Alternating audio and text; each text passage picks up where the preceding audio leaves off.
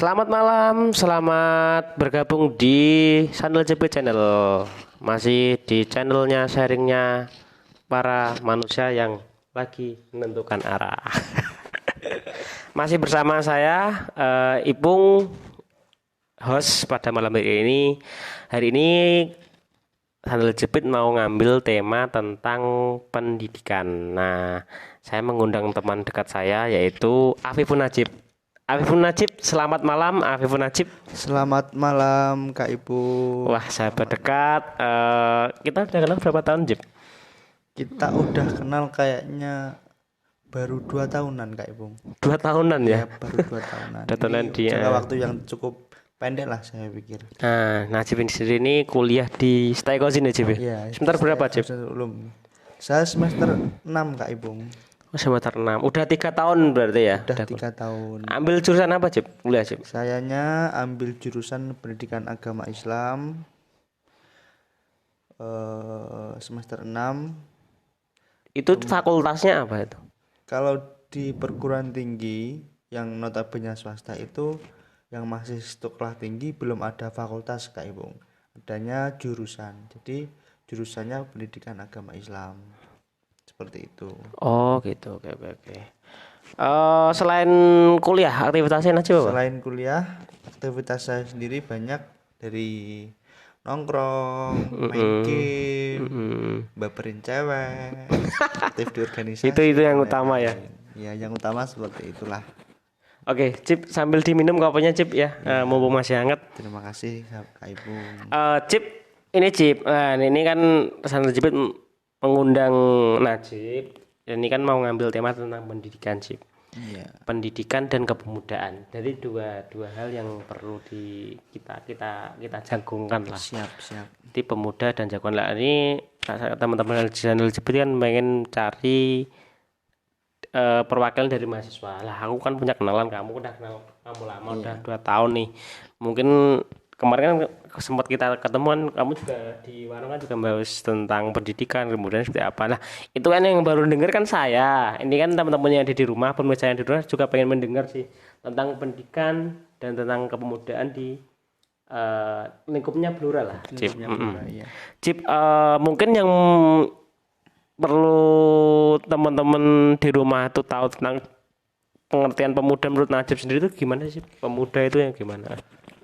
Kalau pemuda hari ini tuh dalam pengertian kecilnya adalah yang memang masih dalam taraf kesehatan tubuh yang sangat fit gitu.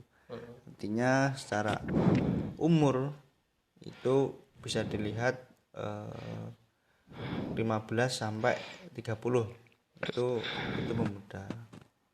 Kalau di KNPI itu sampai 40 dikatakan pemuda, 40 ke atas itu orang tua udah. Terus kemudian kalau kita membahas konteks pemuda dan mahasiswa, kalau kita berkaca pada Blora, memang Blora ini masih banyak hal yang harus kita benahi. Bicara pendidikan, kita tahu ada dalil yang mengatakan bahwasanya man aradad dunya falai bil ilmi wa man aradad dunya wa man aradal akhirah falai bil ilmi. Terus kemudian artinya gini. Blora itu notabene semua kampus itu lebih cenderung pada persoalan akhirah. Itu yang jadi autokritik untuk kita. Artinya pembangunan Blora, pemuda mempunyai peran penting di situ, tidak harus atau tidak hanya mengandalkan pendidikan agama, tapi juga pendidikan duniawi. Contoh seperti pendidikan politik, pendidikan ekonomi, pendidikan pertanian, atau pendidikan yang lain yang bersifat duniawi atau teknik lah atau semacamnya. Seperti itu, Kak Ibu. Jadi gambar itu wah luas sekali, arti luas bukan arti sempit sih menurut saya. Tapi keren sekali, ada dalilnya juga nih yang saya kagumi juga. Ini ngomong juga santri nggak ini? Saya santri sebenarnya, cuman santri uculan. Santri nih, garis ini ya, garis cerdas ya. Garis bengkok sih, lebih ke situ guys. Oh iya. Oke, Cip, ini kan secara pengertian kan tadi Najib jelaskan seperti itu. Nah, ini kan kembali yang saya tanya itu kan seperti permasalahan lah. Ini kan kacamata Blora ya, karena di luar Blora kan saya juga nggak berkeliling seperti bulan kemana-mana, nggak yang tahu kan lingkup Blora aja ya. Mungkin tentang fenomena Cip ya, fenomena pemuda hari ini itu ya menurut Najib secara pengertian tadi yang menurutnya pemuda sekarang kurangnya apa, tapi tidak hanya kurang Cip, tapi potensinya juga apa gitu loh. Punya potensi apa tapi juga punya kekurangan apa, kok di dalam potensi tersebut kok nggak dioptimalkan gitu Cip. Mungkin Najib punya pandangan apa. Iya. Jadi ini pandangan kecil saya. Kalau melihat Blora itu secara katulistiwa atau secara konteks lokasi, memang secara antropologis masyarakat Blora itu lebih cenderung pada persoalan atau sektor pertanian. Jadi kita sebagai muda itu dulu lahir juga dari pertanian, artinya diasuh oleh bapak kita yang petani. Jadi menurut saya seperti ini Kak Ipung, kita harus kembali pada hitah kita sebagai petani, artinya bukan kembali ke tradisionalnya, tapi pengembangan pertanian yang di situ lebih pada pertanian modern seperti itu. Untuk meningkatkan kualitas dan sumber daya manusia, sumber daya alam, sumber daya pangan dari masyarakat Blora sendiri. Oke. Nah, hari ini lihat di potensi sendiri yaitu tentang pertanian. Nah, ini kan segini loh Cip, permasalahannya kan ya yang saya tahu loh Cip ya. Apa namanya, pertanian itu tahu sendiri ya Cip, bahwa satu anak pemuda itu jarang sekali bergelut di pertanian, tahu sendiri, bukan karena mungkin panas gatal enggak ya, tapi enggak di situ, tapi secara konkret aja berpenghasilan di pertanian itu enggak kayak gaji kantoran setiap seminggu gaji bayaran, tapi dia harus rela mengorbankan waktunya hanya menunggu hasil panen doang kan. Jadi enggak ada, maksudnya apa ya, terjun di karir tani, pemuda ke tani, dilihat potensi Blora itu tentang lahan pertanian yang sangat luas ya kan. Tapi kan itu kan sulit tuh Cip. Maksudnya sulit, pemuda ini, Blora punya potensi pertanian, di sisi lain pemuda ini sekarang itu tertarik ke dunia pertanian itu sangat minim sekali Cip. Nah, mungkin ada potensi lain Cip, atau mungkin di pertanian itu masih bisa, mungkin itu punya pandangan apa misalnya Cip? Jadi kalau berbicara perusahaan pemuda tadi, artinya jangan terus kemudian kita berpikir seperti itu. Artinya memang pertanian ini hal yang sulit, tapi bukan tidak memungkinkan. Ini justru menjadi hal yang harus memang digarap untuk teman-teman atau pemuda dari Blora sendiri. Melihat Blora dengan lokalitasnya seperti itu, kita di Blora itu, Blora bukan kota metropolitan seperti Jakarta. Betul sekali. Memang sulit. Cuman kembali lagi, kalau berbicara soal kemanusiaan, berbicara soal gaji, cukup dan tidaknya itu tergantung daripada kita memanfaatkan atau mempergunakannya gaji kita dalam setiap harinya. Kalau kita pandai bersyukur, lebih hemat, itu pasti akan cukup gitu. Itu. Kita sampingkan dulu tentang pertanian, tentang pemuda. Sekali kita coba beralih ke pendidikan, Cip. Pendidikan hari ini memang taraf pendidikan itu penentu masa depan bangsa. Kita sepakat dalam hal ini. Pendidikan adalah penentu masa depan bangsa. Satunya di Blora. Hari ini lihat pendidikan di Blora ini gimana, Cip? Maksudnya tidak di wilayah sekolahnya yang ada kampusnya, tapi pendidikan kemanusiaan, pendidikan etika, pendidikan masyarakat, pendidikan yang mungkin lebih arti luas tentang apa ya, cara berpikir, cara karakternya anak-anak muda. Ini gimana sih mungkin yang Najib tahu di Blora? Jadi kalau berbicara tadi terkait karakter daripada masyarakat, pola pikir. Jadi saya analisa dulu, artinya seperti ada hegemoni dari pendahulu kita. Jadi secara kalau dari garis jauh memang bangsa kita, bukan hanya Blora sebenarnya, tapi Indonesia itu Iya. lebih cenderung pada persoalan dulu kita itu dijajah. Ini nanti itu menimbulkan efek pemikiran bahwasanya bangsa kita itu bangsa petani, bukan Iya. bangsa pelaut. Mm. Jadi nenek moyang kita itu dulu sudah mengajarkan bangsa kita itu bangsa pelaut. Iya. Artinya kita harus berani melakukan hal apapun, tidak takut dalam menghadapi apapun. Jadi kalau nelayan itu kan harus berani berlayar di tengah laut. Padahal eh, kita kalau berpikir laut itu kan air yang kalau kita kejegur itu sulit untuk Iya betul. kembali. Tapi nyatanya bangsa kita seperti itu. Itu keberanian sebetulnya. Jadi kita harus berani sebagai pemuda untuk melakukan perubahan-perubahan, dan di situ inovatif yang harus dikembangkan. Seperti itu, harus berani mengatakan bahwasanya kita pemuda itu harus bisa, harus berani dan berinovasi. Oke. Seperti itu. Nah, dari Blora sendiri sih, yang perlu kita majukan untuk Blora sendiri apa sih dalam lingkup pendidikan mungkin? Atau lewat pendidikan kita bisa memajukan Blora untuk apa? Kita berikan untuk Blora itu apa sih? Yang punya potensi yang pertanian, mungkin juga minyak juga ya sebenarnya. Itu yang perlu jadi PR kita itu apa gitu. Kita lihat dulu Kak Ipung, kitanya itu sebagai mahasiswa atau kita sebagai masyarakat.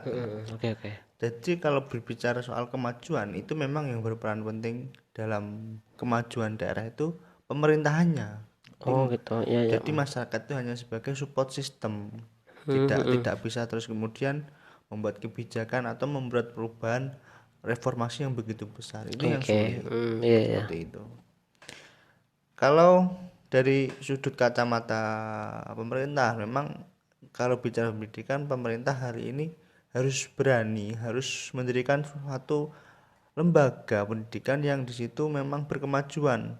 Artinya kalau kita lihat Bro kan hari ini pendidikan kampus ya, itu kan paling adanya kan STAI atau kampus cabang dari luar kota.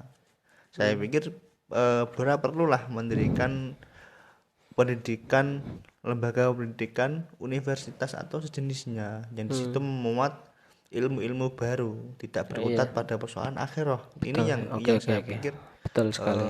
kurang lah dari Blora. Kemudian pemuda-pemudanya harus giat untuk serius dalam mengapresiasi, serius belajar, serius mengembangkan potensi-potensi atau pola pikir yang maju, seperti itu. Oke. Ini mungkin juga pertanyaan terakhir ya, Cip. Iya, Yang pengen saya tanya juga ya, pengen mungkin di sharing ke teman-teman. Hari ini kan kita tahu bahwa tahun-tahun hari ini beda dengan tahun-tahun 10 tahun yang lalu lah mungkin. Yang hari ini hampir semuanya anak-anak itu minimal lulusan SMA.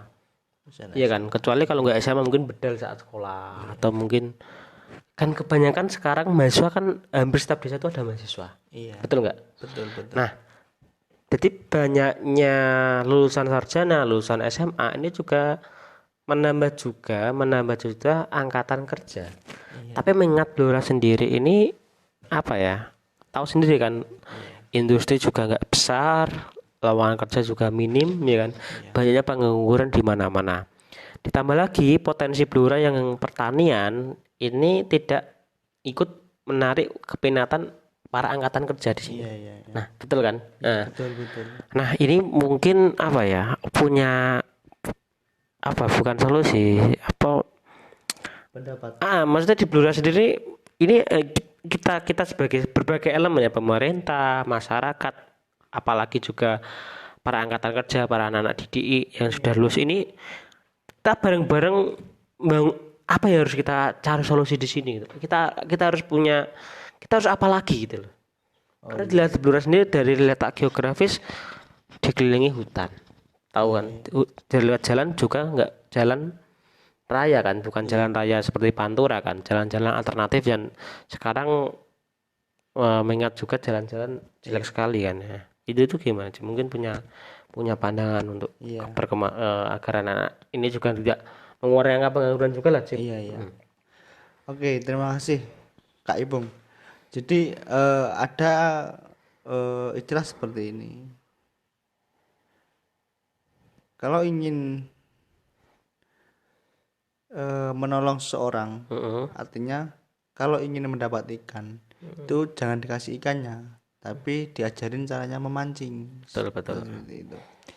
Jadi kalau notabene masyarakat Pura itu lulusan SMA, ini yang harus jadi introspeksi diri kita sendiri. Artinya bukan hanya kita, artinya semua elemen harus introspeksi bahwasanya yang kita sepakati itu berarti kurang digerakkan itu. Heeh. Kalau hanya cukup pendidikan hanya pada persoalan SMA atau tataran di wilayah itu, tidak terus kemudian tidak melanjutkan ke perguruan tinggi. Ini yang sangat disayangkan sebetulnya dari masyarakat Pura itu.